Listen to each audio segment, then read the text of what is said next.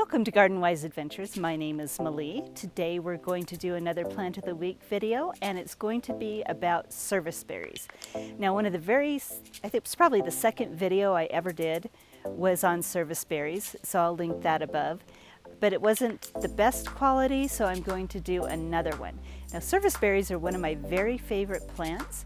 The berries are edible. They're native to Utah. And there's many different shapes and sizes, so let's look at a serviceberry and see what it looks like.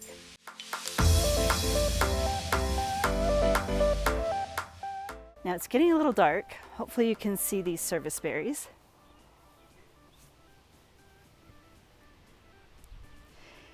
Here is one of the ones that I have. And the berries are in various stages of ripeness. Let me see if I could find a fully ripe serviceberry and show you the difference. Now, if you look at this serviceberry right here, it is dark. It's almost ripe, but as you can see near the stem, it is still red. Now, here's a serviceberry right here that's a little closer to being ripe.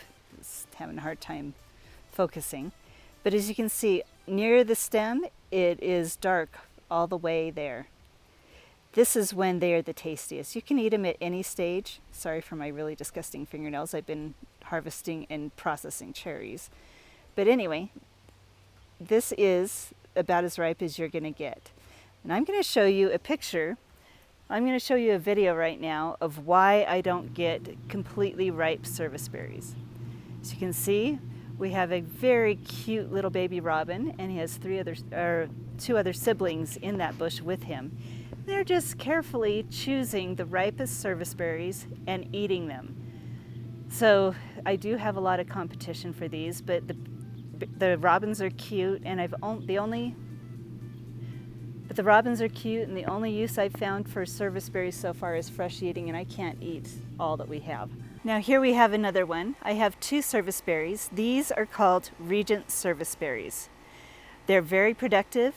They get about 8 feet tall, and mine are probably about 5 feet wide. This one right here is the size that I imagined they would be.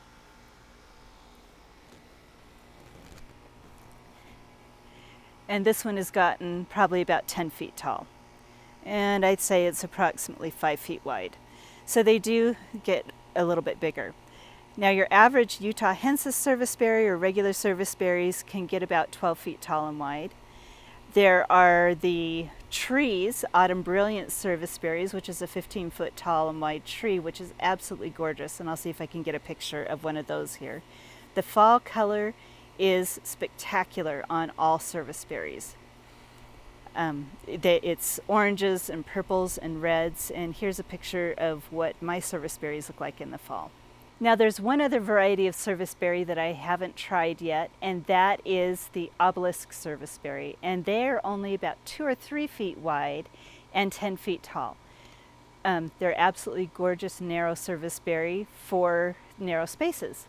Serviceberries also get absolutely gorgeous flowers in the spring. They're just white panicle flowers, and I'll see if I can get a picture of one of those to put up for you right now. So serviceberries are great all the way through the season. The white flowers in the spring, the berries in the summer, and the fall color. Beautiful. They are beautiful shrubs, and they're sizes that you can fit into any place in your property.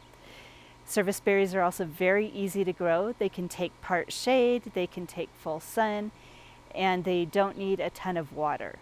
So if you live in Utah or any part of the mountain or any part of the Intermountain West where you have a spot for a serviceberry, please try them. They make great landscape plants and great edible plants.